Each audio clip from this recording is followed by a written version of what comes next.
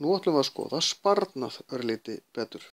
Arndís leggur 75.000 krónur á bankabók og fær 2% ársvexti. Hvað fær hún í vexti eftir 1 ár?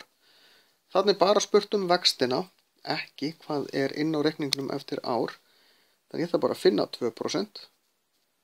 Breyti þá 2% í tugabrót sem 0,02 sinnum 75.000 og hún fær heilar 1500 krónur í vexti eftir heilt ár. Aðalbjörg lagði peninginn inn á bankabók sem ber 4% ársvexti.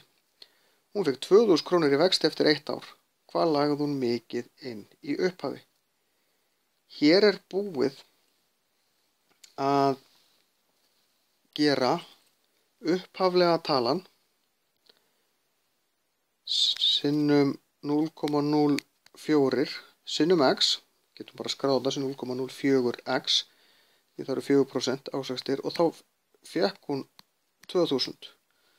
Svo deili ég með 0,04 báðum megin. Þetta bara jöfnureikningur. X jafnt og 50.000 krónur sem hún lagði inn. Eftir 1 ár og 4% þá fær hún 2000 krónur í vexti og á þar af leiðandi 52.000 eftir árið. Auðbjörg lagði 9.000 krónur á bankabók sem bar 2,5% ársvexti. Hún lagði peningan inn 12. júní og tók þá út 11. október. Hvað fekk hún mikið í vexti? Hér þurfum við að fara að telja daga. Það samt pínuflókið því að við teljum aldrei nema 30 daga í mánuði. Og bankaárið 12 sinnum 30 dagar eða samtals 360 dagar, ekki 365. Þannig að við fáum 30 daga vexti, hvort sem það eru 30 dagar í mánuðinum eða ekki. Við fáum 30 daga líka fyrir febrúar. Þannig að við þurfum að, og þetta byrjar að telja í raun daginn eftir, það telur ekki daginn sem hún leggur inn. Þannig að við þurfum að telja fyrir mánuðina og mánuðin sem við þurfum að telja eru júní, júlí, ágúst, september og október. Afsaka aðeins hvað þetta illa að skrifa hjá mér, fyrir ykkar slappur skjárinn sem ég að nota. Í júní þá eru þetta 17 dagar. Þið gætu haldið rétt að vera 18, en þetta byrjar ekki að telja fyrir daginn eftir.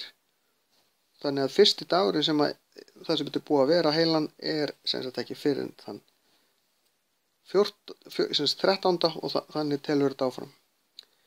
Fyrir júlí fær hún 30 daga, fyrir ágúst fær hún 30 daga, fyrir september 30 daga því að peningarnir reyna allan innan tíma og síðan 11 daga fyrir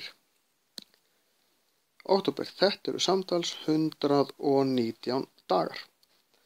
Þá ger ég peningarnir sem hún leggur inn, 9.000, sinnum 0,025 sinnum 119 dagarnir sem ég taldi deilt í 360 þegar ég að reikna hérna í lokin hvað þetta stórt hlutfall úr heilu ári. Og þegar ég gerir þetta þá verði ég að nota 0, ég má aldrei setja 1, ætla að finna út innistæðuna því þá verð ég að taka hlutfall af innistæðinu líka. Það má ég ekki, ég bara taka hlutfall af vöxtunum. Þetta slægin í vasareikni, þetta eru 74 krónur. Aldís lagði 391.000 á bankabók og tók alla peningana og vextina út eftir 5 mánuði. Hvað gátt hún tekið mikið út? Þetta svolítið svipað dæmi nema hérna ég að taka heila mánuði. Ég geri 391.000 sinnum 0,018 sinnum og nú kemur hlutfallið. En ég ger ekki, ég gæti alveg gert 60 delt í 360. En hérna ætla ég að gera 5 af 12. Þetta eru 5 mánuðir af 12. Ég noti hérna alltaf einfaldasta hlutfalli sem ég get notað. Þetta slægi inn í vasareikni og síðan þarf ég að leggja í raun, gera pluss 391.000 og ég fæ 393.933 krónur. Það er heppilegra að nota mánuðina þegar ég get því það eru lægri og meðfærilegri tölur.